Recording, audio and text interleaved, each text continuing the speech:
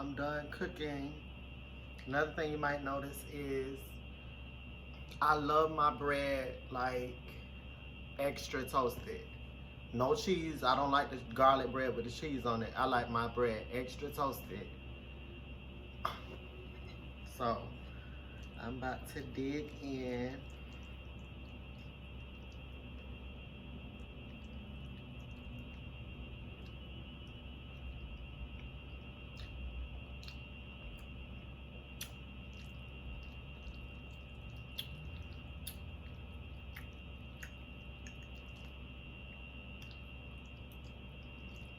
Mm. See, my sister, like I said, she would like it just like this because it don't hardly got no meat in it. Y'all, I'm trying to eat all cute. I'm a fat bitch, so like when I eat for real, I will demolish this plate in real life. I will demolish this plate. Like what I'm doing for y'all right now is me trying to be cute and pretty. Ladylike. Mm.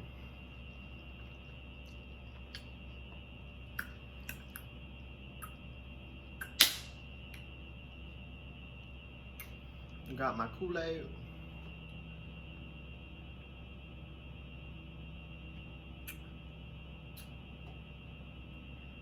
And that's it.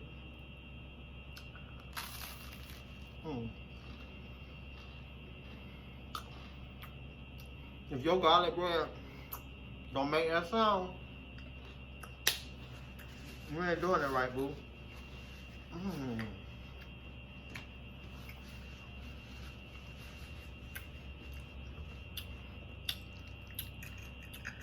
Y'all heard about the new spicy nuggets at McDonald's?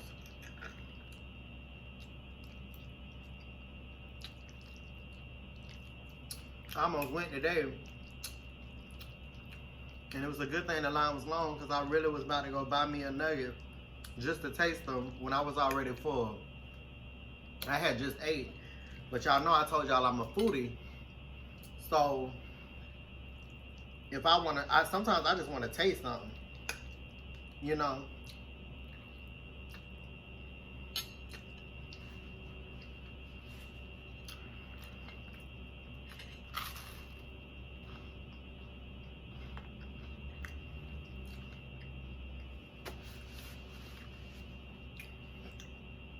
I don't think I ever got to finish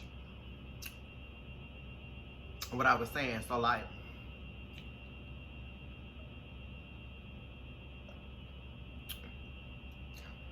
I said, yesterday me and my sister, we kind of had a disagreement. As siblings do, you know. Still love her, she still love me. But basically, I just got this wig. And this is one of my favorite wigs, by the way. This is the original Killer Bitch wig. So like when I first came out, the first time I came out as Dee Dee, this was the wig I had bought. But I had, the last wig I had lost it.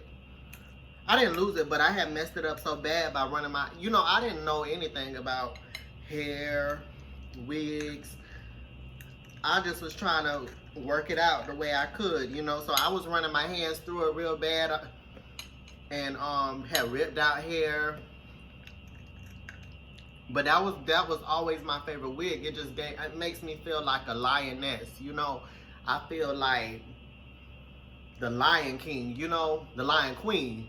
I feel like just so sexy. Like when I walk outside, I feel like lights, camera, action. I feel like Tina Turner.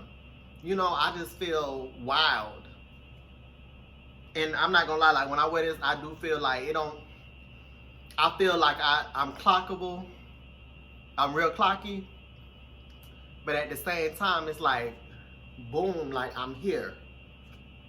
I have arrived. So this wig has always like just been that wig. Like if you scary, you can't wear a wig like this. Because you're gonna get a lot of attention. You're gonna be seen. You know what I'm saying? So you can't, like, I be scared sometimes. Like, I be wanting all that attention sometimes. But this wig is that wig, that girl. But anyways, if you like this wig, it's by Outre. It's called Mekda. Mekhda. It's a quick weave complete cap. Can take up to 400 degrees. The colors they have it in is 1, 1B, 2, 4, and a whole bunch of others. I got it in the DX2327. And this wig is really hard to find. I had initially bought it off of, what's the name of that website? Sam's Beauty. That was the first time where I bought it from. They don't sell it on there no more. So I bought this from Ebony Line. And they was out of it too. But I messaged them, and by the grace of God, they sent me this at the very last minute. Because she said it was out of stock. And I really thought they was going to send me my money back because they had did that last time. This wig is hard to find, but this is my favorite wig. You gotta kind of like, when you come out the bag with it, you're going to have to fix it to your head. Like right now, I'm liking it behind my ear right here. Because it kind of frames my face a little better. You got to kind of play with the front. But this wig right here is bad. I bought it for like $20, $30.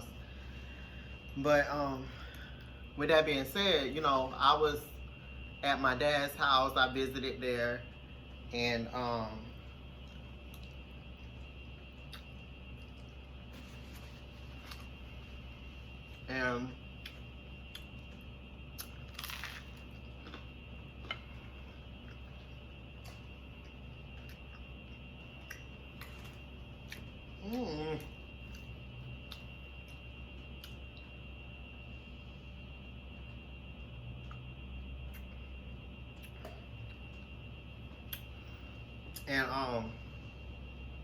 you know, I was playing with my wig. I had first got it. And so I was asking my sister, I said, you don't like this wig on me, do you? You know, just like, I'm just talking to my sister, you know, talking to somebody I'm comfortable with. Let me just say it like that. And she said, don't ask me, you know, if you like it, you like it. You know, it doesn't matter what anybody else think. Cool. But she said it, you know what I'm saying? She said it kind of like irritable. And then, you know, I just joked, and I was like, I'm just playing with her. This is my sister now. And I was like, I'm bad by it, ain't I? And she was like, stop asking me questions. I hate when you do that. And now, when I can look at things from other people's point of view. And like in my head, even though I was kind of like joking and playing and like how I usually do, and you know, maybe I do put myself down a lot, and maybe that's a defense mechanism and stuff like that. But I can understand how somebody else can look at it and they be like, that's kind of irritating, you know? You're looking for assurance, you're looking for, you know what I'm saying? I can understand it. And so I had to look at that from her point of view. Because from my point of view, I'm just like, okay, you my sister. I'm not always, I'm not gonna always be at the top of my game, especially like when I'm around you. I'm gonna just kind of be raw and real and show you those insecure parts of myself.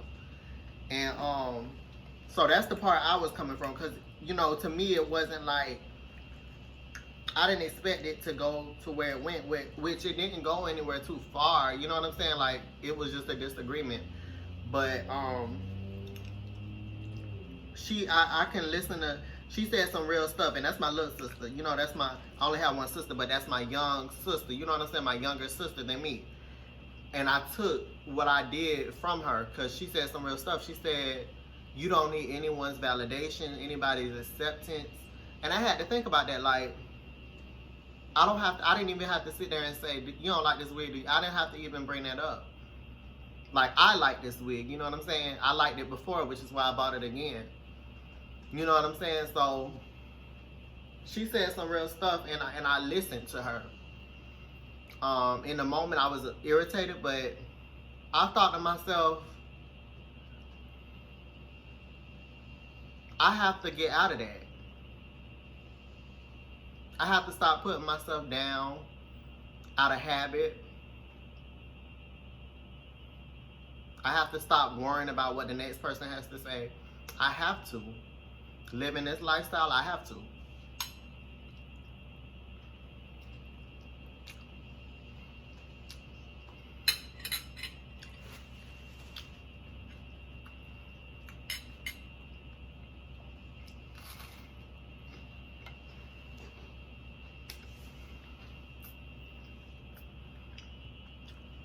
But I've been thinking lately too. It's a lot, you know. I'm not the most passable at all. At all. I'm very clocky. I like to think that I am. Because I'm a real bitch and I'm honest with myself. I can be clocked. I can very much be clocked. I'm not one of those girls that can get away with. I don't even play with trying to trick no man or nothing like that. Even though I can navigate through the world and people don't say too much to me, I'm one of the clocky girls. I'm one of the girls that are not as passable, you know, or they might call us bricks, you know, and I understand that. But make no mistake, when I go out into that world, I get respected as such. You see what you see in front of you, that's what I get respected as. Whether they know or they don't, I get respected as that when I'm out there. So, but it got me thinking recently because it is such a, it's so much effort to go out into the world and feel the need to constantly monitor yourself and fix yourself up this way and not be able to relax so much. And I'm sure a lot of that becomes habit after a while, but to have to try to speak in this tone or this pitch and to try to walk this way, it's a lot sometimes. It's like you end up getting in your head, you know. Like right now I'm talking comfortably and but like when I'm on the phone or if I'm ordering food or something, I try to raise my pitch a little bit, you know what I'm saying? Because I can do that. Like I've got away with it. It can be challenging though sometimes, like when you just want to be comfortable. But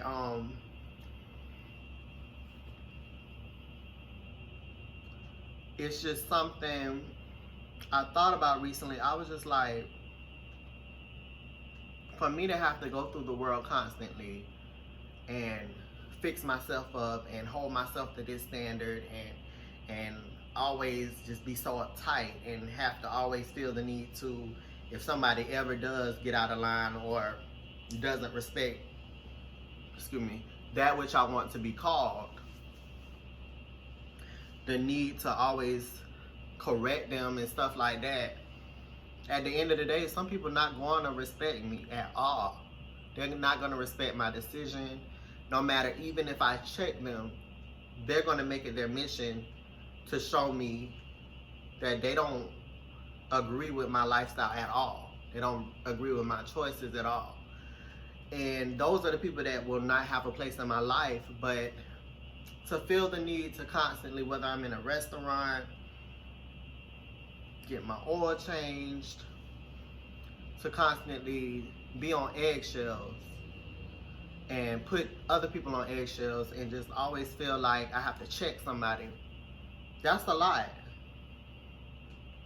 And I'm not saying I've had to do that currently, because when people see me, it's always yes ma'am or ma'am or how can I help you ma'am. I don't have the problems of your average clocky girl. You know what I'm saying? I don't know if even, I believe, I heard something recently from another trans girl. I believe that there's a way that you can be clocky yet passable. It's something, it's so weird. You're on that threshold of still being able to be passable, even though you're clocky. And that's what I feel like I'm able to navigate the world that way. But there's times like I feel so uptight, you know, like before I order food or something, or before I see somebody, I'm like, oh my God, what if they say this instead? Will I have to check them? Like, you know what I'm saying? It's like it got me to the point where I know how I'm living my life. I know how I want to be respected by those that I want in my life. You know, like whether it comes to friends and men in my life and stuff like that, they will respect me as such because they're a part of my life. But when it comes to the world and people outside that owe me no respect, well, no, hold up, they owe me respect, but they owe me no. The world is not gonna love you. You know, they don't owe that to me. Everybody's not going to, you know what I'm saying? And to go through life so uptight and so hostile, I would end up hurting myself more. So I'm trying to get to the place where it doesn't bother me so much, the idea of somebody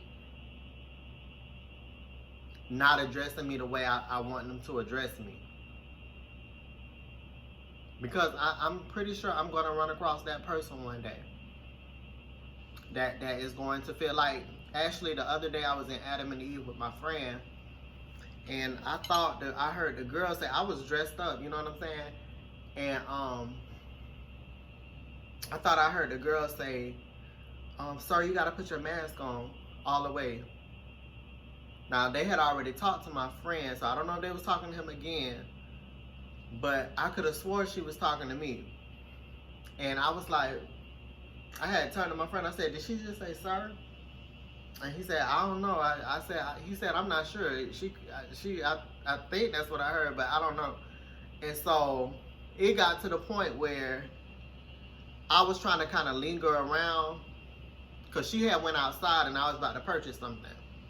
So I was trying to linger around to where she would come back in and I could make her check me out so I could see if she was going to try me again in my face, you know, because I felt the need that I wanted to check her if that is what she said. And I thought she was going to try to be, you know, I thought she was going to try to be real feisty with it. I thought she was going to bring it, you know, so I was ready, and I didn't like that, because it's like I was looking for something, you know, when I could have just paid it. I could have just ignored it. You know what I'm saying? So it's just like you live and you learn. So many of us trans girls, we feel like, no, you're gonna respect me. And there's girls out here that don't play at all. They don't play the radio at all. Like, they will turn up on you. And they have that right to do that. But for me personally, I don't want to go through life so hostile and uptight and so stressed. Like, I feel like that'll cut my life short, to always just be on edge. Like, are they gonna call me this? You know what I'm saying? Like, that's a lot. At the end of the day, I was born male. I identify as a transgender woman. Better yet, I really identify as a transgender. I try to respect. That's another subject I want to touch on. I try to respect a lot of women, not all, but a lot of women out here. They have a feeling like transgenders are coming into their spaces, whether it's the bathroom, whether it's womanhood, the men. They feel like we're coming into their spaces. And I think it's important for us to try to understand one another. I think it's important for them to try to understand that we're not trying to, we have, how can I put it? We're not trying to infringe upon your rights as a woman. We're not trying to infringe upon your space. That's not what we're trying to do. If we could create our own space, we would. You know what I'm saying?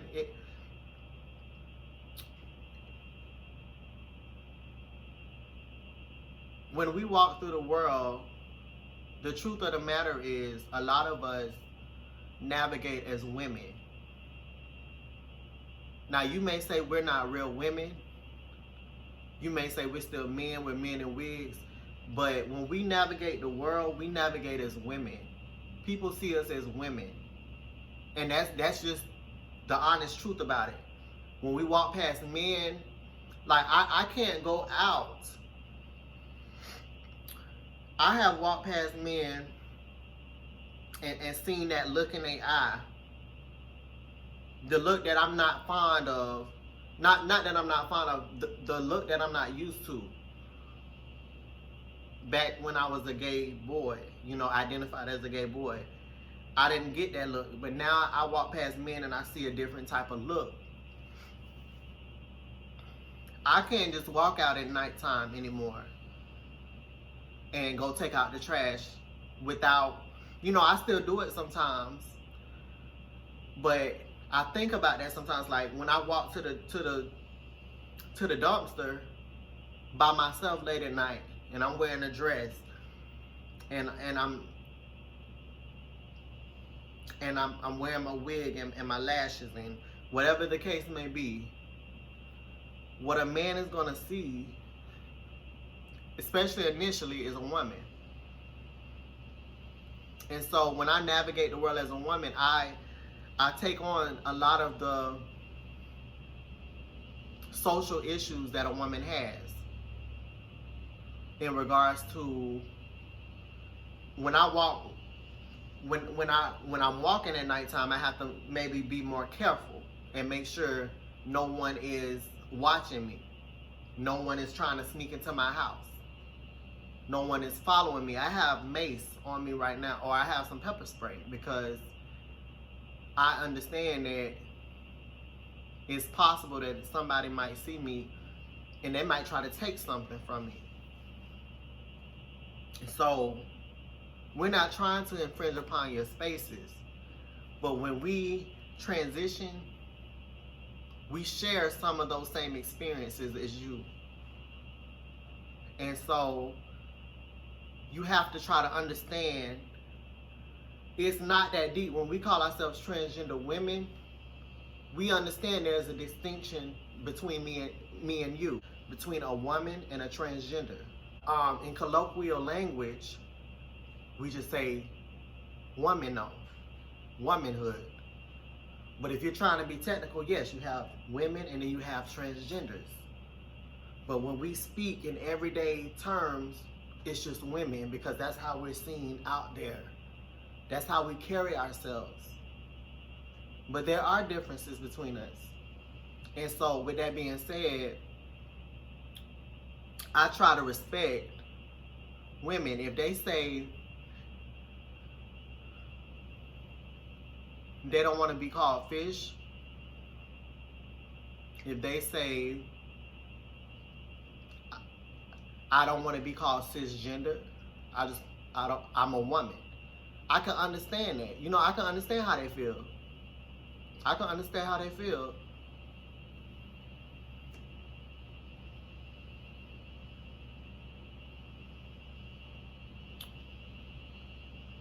I can understand how they feel. And so, because I can understand how they feel, for me personally, I'm a transgender. I live my life as though I'm a woman. I live my life as a woman.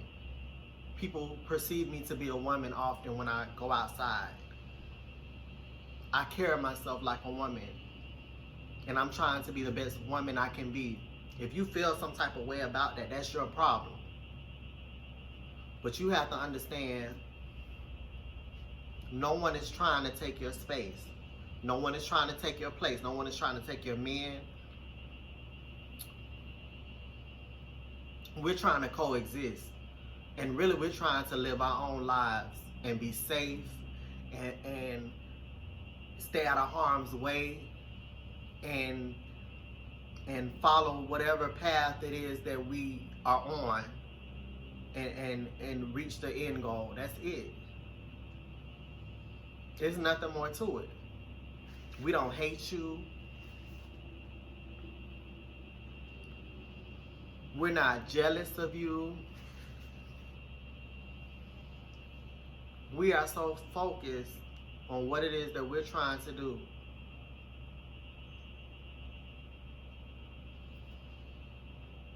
That we don't have time for those negative energies that are often brought our way. You know what I'm saying? So, to my women out there, embrace us, you know? We respect you. We look up to you, you know? We have mothers, we have sisters, we have grandmothers, we have aunties, we have cousins. We have so many positive female influences in our lives. We've looked up to some of the most highly esteemed women, whether it be people like Beyonce, Michelle Obama. We've always looked up to those women. And we've always saw you're the blueprint. You know what I'm saying? You're the blueprint. I know me personally, I've always just wanted to be kind of like my mother. I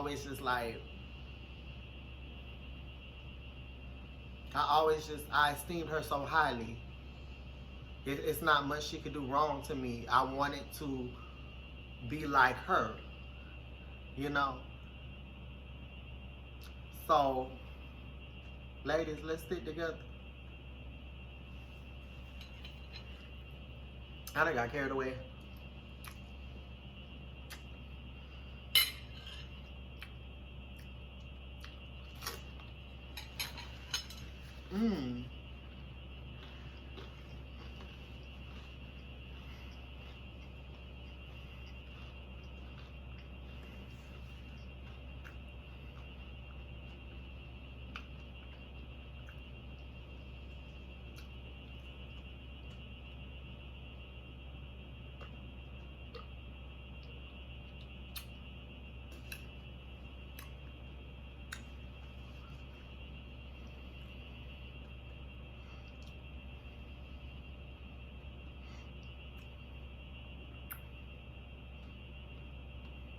So y'all, like I said, I was just wanting to catch up with y'all.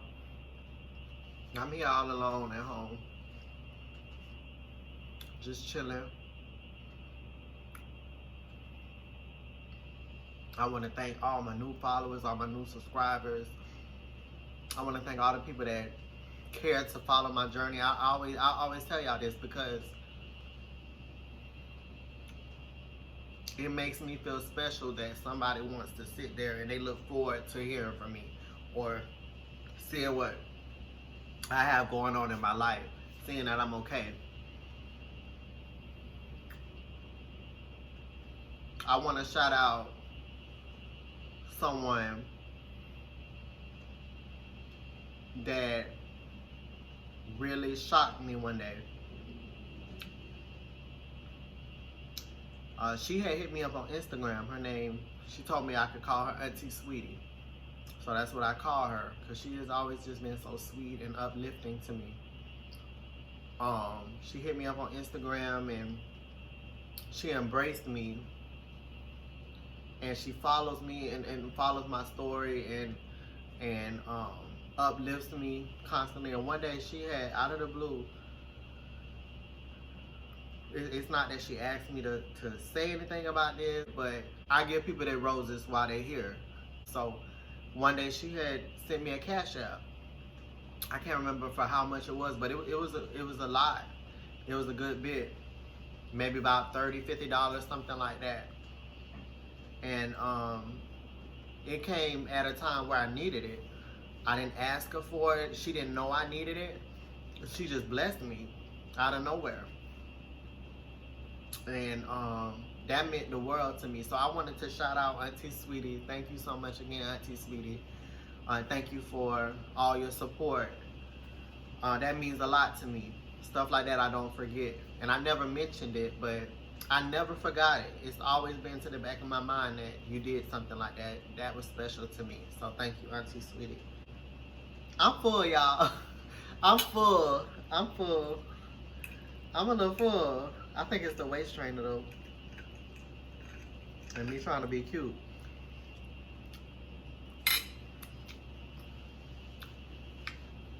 But I'm gonna catch up with y'all later.